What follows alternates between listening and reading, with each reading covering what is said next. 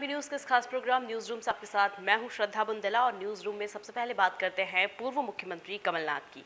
तो कांग्रेस सूत्रों का दावा है कि संगठन विस्तार को लेकर कमलनाथ आज सोनिया गांधी से चर्चा कर सकते हैं। यह भी कयास लगाए जा रहे हैं कि कमलनाथ नेता प्रतिपक्ष का पद जो है वो छोड़ सकते हैं। हालांकि यह पद छोड़ने को लेकर पहले भी कमलनाथ इस तरह के बयान दे चुके हैं कि वह जो है वो पद छोड़ना चाहते हैं।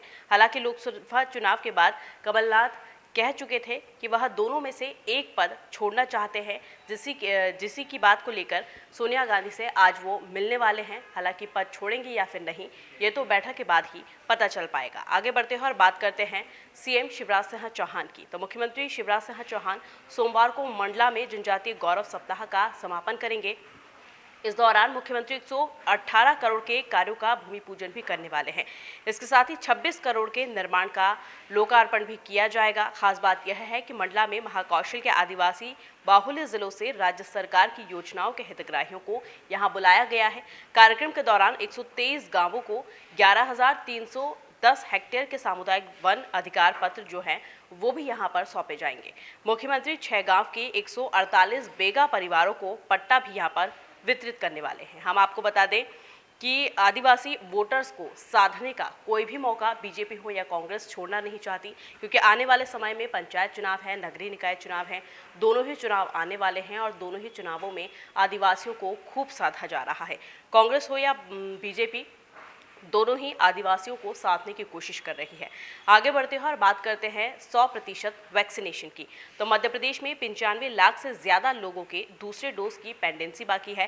प्रदेश में दिसंबर अंत तक 100% वैक्सीनेशन का लक्ष्य जो है वो रखा गया है, लेकिन इसके पूरे होने की संभावना जो है वो नज़र नहीं आ रही। इसका कारण कोविशील्ड वैक्सीन के पहले और दूसरे डोज में 84 दिन का अंतर जो है वो बताया जा रहा है।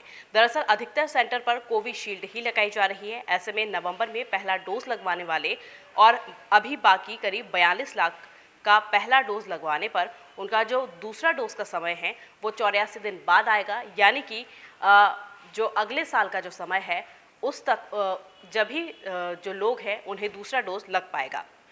हम आपको बता दें कि अभी दिसंबर अंत तक पूरा लक्ष्य करने के लिए रोजाना 7.38 लाख डोज लगाना होंगे, तभी जाकर 100% तो नहीं, लेकिन उसके करीब तक तो हम बिल्कुल पहुंच ही जाएंगे। हम आपको बता दें कि इस मामले में जानकारों का ये भी कहना है कि सरकार अब पहला डोज कोवैक्सीन का लगाने का नियम बना दे तो बड़ी संख्या में दिसंबर तक फुली वैक्सीनेट किया जा सकता है। आपको बता दें कि कोवैक्सीन के दूसरे डोज को 18-28 दिन का ही समय दिया जाता है और उसके अंदर ही दूसरा जो डोज है वो लगाया जा सकता है, जिससे दिसंबर तक 100% का जो लक्ष्य रखा गया है वो पूरा हो सकता है। आगे बढ़ते हैं और बात करते हैं प्रवासी पक्षियों की। तो ठंड शुरू होते ही प्रवासी पक्षियों की आमद जो है वो बढ़ने लगी है। बर्ड फ्लू की आशंका को रोका जा सकता है। इसके लिए अभी से सैंपलिंग जो है वो शुरू कर दी गई है। इसी के साथ अगर कहीं और कोई मामला संदिग्ध नजर आता है तो उसके लिए टीम भी भेजी जा रही है ताकि तत्काल सैंपल लिए जा सके। पिछली बार ठंड के दिनों में प्रदेश के 32 जिलों में बर्ड फ्लू के मामले जो हैं वो सामने आ गए थे। इस दौरान 4,500 से ज़्यादा स्वच्छंद विचरण करने वाले पक्षियों की मौत भी हो चुकी थी। इसी के साथ फार्म हाउस व बाजारों में 4800 मुर्गियों की कलिंग की गई थी। पोल्ट्री फार्म की मुर्गियों में बर्ड फ्लू हरदा, मंदसौर, झाबुआ और रायसेन में पाए गए थे। बाजार की जो मुर्गियों में आगर, मालवा और इंदौर में बर्ड फ्लू के केस सामने आए थे। हम आपको बता दें कि जब प्रवासी पक्षी आते हैं तो वो ही यहाँ पर संक्रमण फैला के जाते हैं। ऐसे में ठंड के दौरान स्थानीय पक्षी जो हैं वो भी संक्रमित होने लगते हैं और ठंड के दिनों में ज़्यादा मामले बढ़ते जाते हैं, क्योंकि बड़ी संख्या में पक्षी आते हैं, इनके संपर्क में अन्य पक्षी आते हैं तो वो भी संक्रमित हो जाते हैं। आगे बढ़ते हैं और बात करते हैं ठंड पर मानसून का जो असर पड़ रहा है उसके बारे में। तो मध्य प्रदेश में 3 साल से मानसून का जो ट्रेंड है वो बदल रहा है। पहले सितंबर के अंत तक मानसून की विदाई हो जाया करती थी, लेकिन अब यह अक्टूबर में भी सक्रिय हो चुका है। इसका असर ठंड पर पड़ रहा है। इस बार प्रदेश में ज़्यादा दिन ठंड पड़ेगी।